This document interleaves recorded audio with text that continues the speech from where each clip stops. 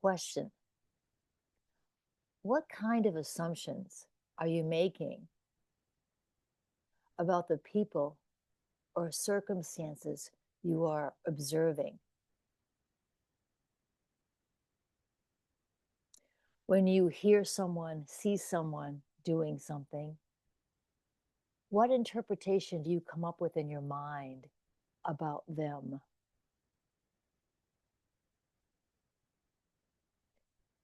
Are you right?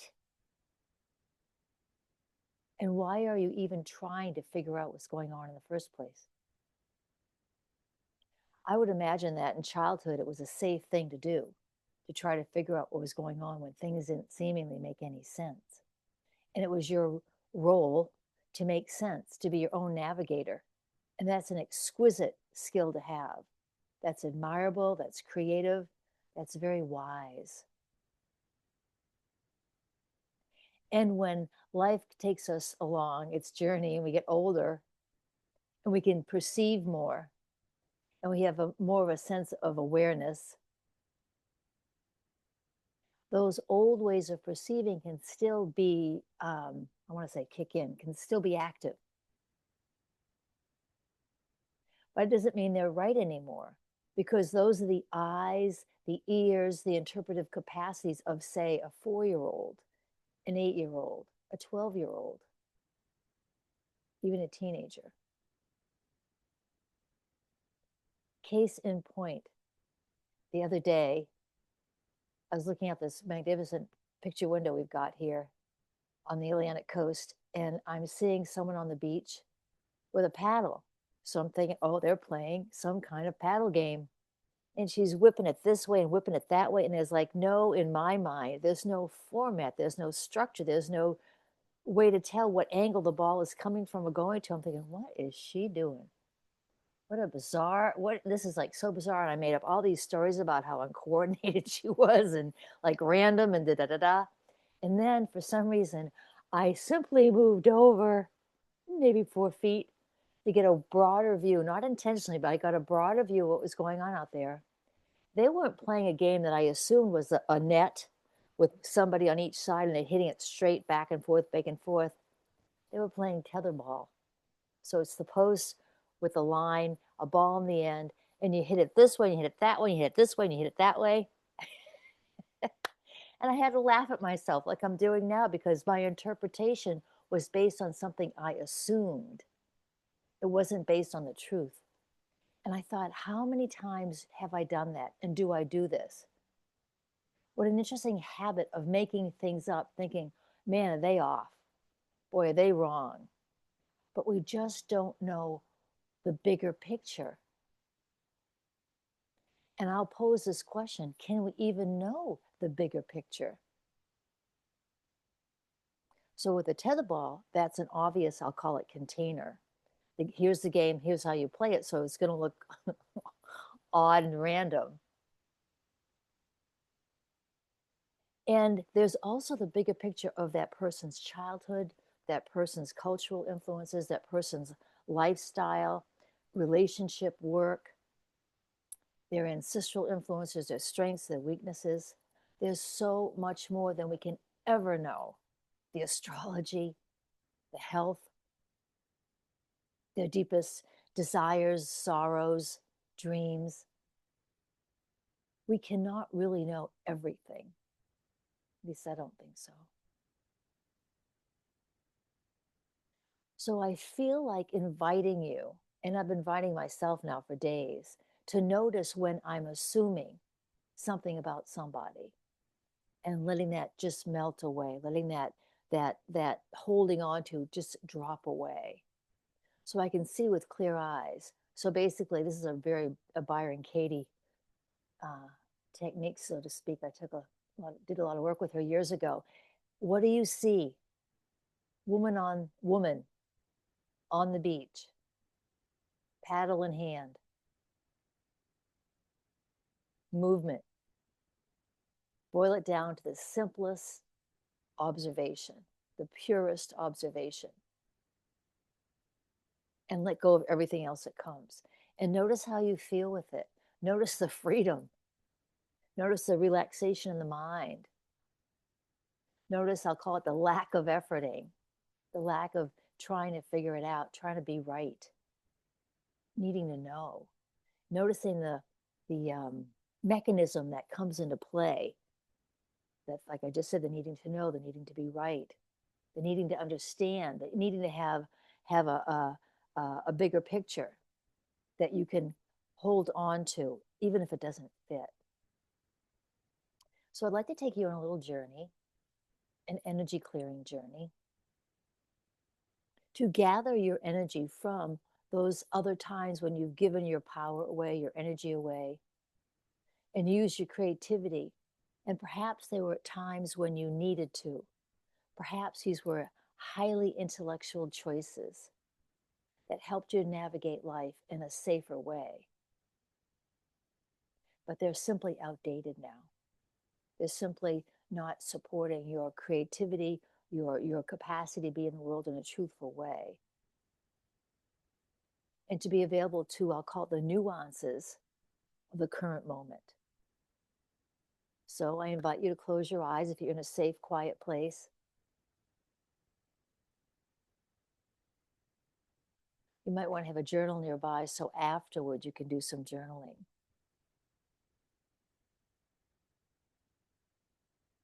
And bring your awareness from all this curiosity, which is a good thing, from your curiosity into the awareness of your breathing. The pace, the rhythm.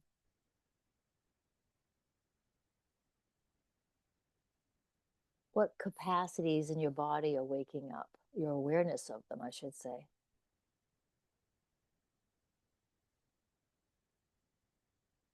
And I invite that with every breath that breathes you, that the light in your heart, and everyone has a heart light, the light in your heart becomes lighter and brighter and fuller and richer.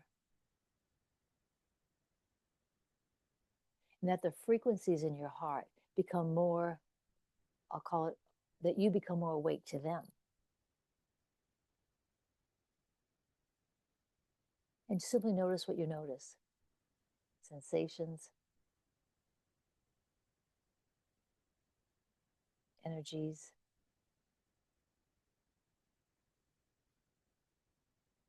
And I'll call it a deeper sense of being here now. If you find your mind starting to wander, bring it home to the breath, home to your body.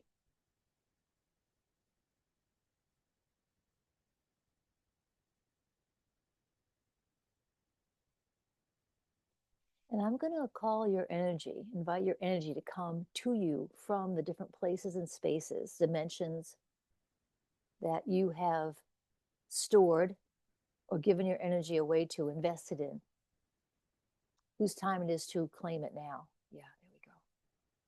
So it's an empowering journey. And all you need to do is relax and notice what you notice. Because your nectar of energy is so unique to you and also unique to the moment. The frequency, the color, the tones, the sounds, the flavors.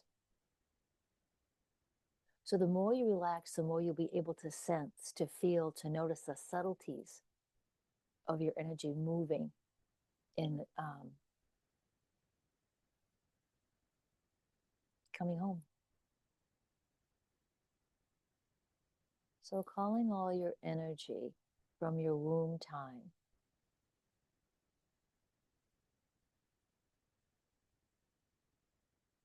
Where you made assumptions about safety and not safety, about being nurtured and not being nurtured.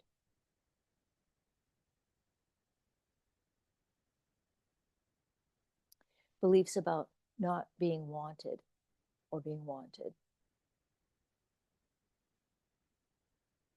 Assumptions are like beliefs, so we're going to work, as it were, a lot with beliefs here. Here we go. Acknowledging the beautiful being in the womb that you were and are in the womb of life itself now. And calling all your energy from your entanglements with your mom that are keeping you, I'll call it, trapped, that are keeping you perhaps confused and assuming things that aren't true any longer, and assuming things that you needed to assume then to keep you safe, to make sense of things, but they aren't sensical anymore. Calling your energy from any other lifetime overlays from that womb time, anger, resentments, curses, and spells.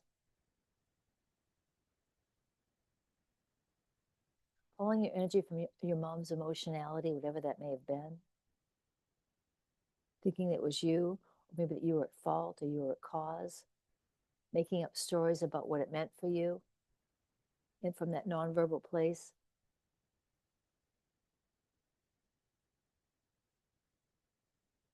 Calling all your energy from any fears she had about the birth process, about the pregnancy process, about, and any beliefs you took on about transition. I'll call it the challenges of transition, any fears of transition.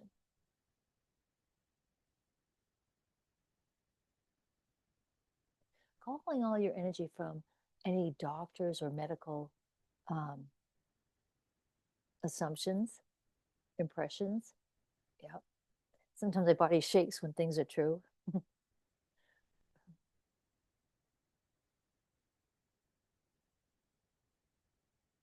Calling all your energy from any interpretations leading to you believing that you are not loved, you are not loved, you are not worthy, you are not welcome.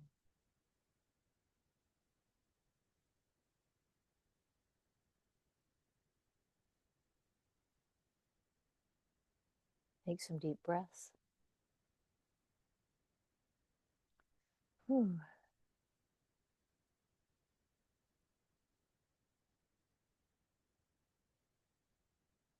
We're going to jump ahead, as it were, to your adult time now.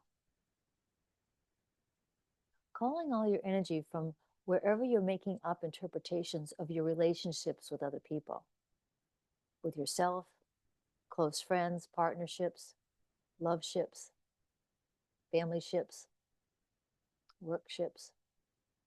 Making up words here. Calling all your energy from interpretations of your world, of the world, good, bad, ugly, beautiful, so that you can be more here now to make a more truthful response, a more truthful action, perhaps, or non-action, perhaps, in order that you're more here now and not lost and off in some kind of, I'll call it fantasy or made up story. That was then and this is now. The made up stories may have helped you to be safe, to feel safe. Highly important, highly creative, highly intellectual, highly wise at the time, but now they're outdated. So the importance of this time is to be here now, so that the power that is within you, the clarity that is within you, the wisdom that is within you can come through you, to you and through you, so that your actions come from a current place, not based on the memories of, the conditioning of, the interpretations of the past. So the ancestors are gathering, honoring the ancestors and their strength, their tenacity, their creativity, their courage, their curiosity, and inviting them to call all their energy from all the interpretations of the future that you're living out that aren't necessary, that they made up, that are actually in the way, that are limiting you, that are holding you back and down and away from yourself, unintentionally on their part. Again, innocent and yet courageous at the time. You are their hope. You are their dreams. And right here, right now, we are going to activate their freedom. So calling all your energy from how you're playing out your ancestrals' dreams, desires, interpretations of how you should be, could be, for them to feel safe. Giving them back all their energy, free, clear, and pure, so that they can be free to go to the highest frequencies possible, and you as well, here and now. Free of the old entanglements, free of the old limitations, cages, and entrapments of interpretation, of assumption.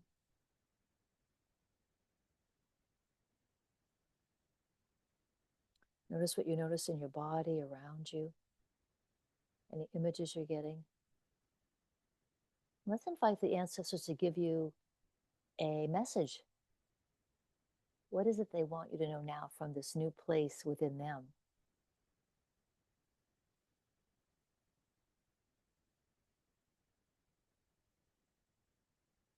Go of what you expect and relax into what is, what comes.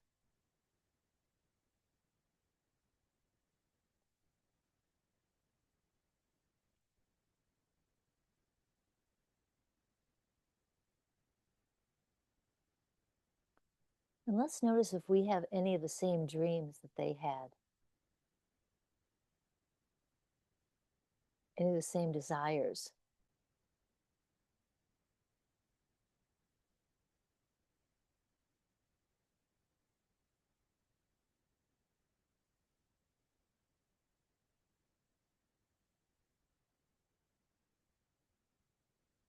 And honoring their heart space, honoring their unique, the words coming are independence that may or may not have been able to be lived out. May or may not have been, they may not have been able to live up to their freedom. And so perhaps they've craved it for you. Or perhaps they've feared it for you. Yeah. So calling back all your energy that you've taken on from their fears, their doubts, their worries, their assumptions that the future will change, will not change from their point of view. And from the worries that you may have about this, your future, about things that may change or may not change. So that you can be more here now to make new choices, more clear perceptions, and take, I'll call it more clear action on what's important to you here and now.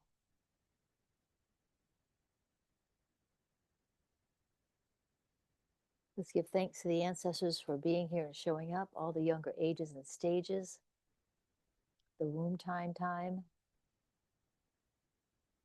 Let's integrate all the shifts and changes that have taken place and those that are continuing. Yeah, there we go.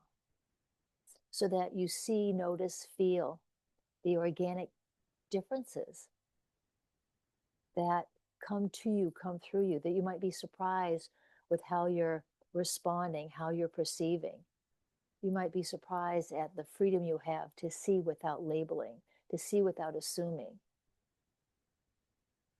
to see without making things wrong, which will give you more freedom to make new choices as to where's your place here. What is your, I'll call it your next step, your next move, your next choice, based on the truer moment. Yeah, clarity of the truer moment, where all possibilities are here. Take some deep breaths.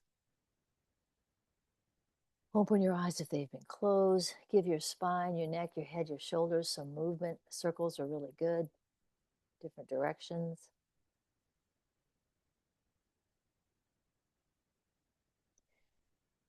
If you can, take some time to journal after this. Ask some questions and just see what answers come.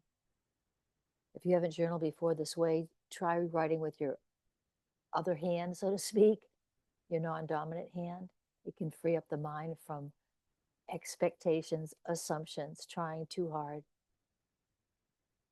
Don't think about what you're writing. Wait till you're all done and then read it. And it can have, it's the depth of its presence can come to you more readily that way, without trying to figure it out along the way or assume what wants to be said or written. If you'd like to go deeper in this type of work, go to beverlybrunelle.com. I'm an intuitive, a master energy healer, a channel, an author, international best-selling author, and my book, Luminous Infusions, it's not here, little orange book, is like a daily reminder, a daily guide to go inside to find your own wisdom. It's timeless wisdom that's within you. And my book really helps support that connection, that alignment. It's really sweet. I use it every day, several times. Wishing you well, joy, peace, creativity, and curiosity on your journey. Thanks for listening. Go to Brunelle.com for more and subscribe. Love to see you again.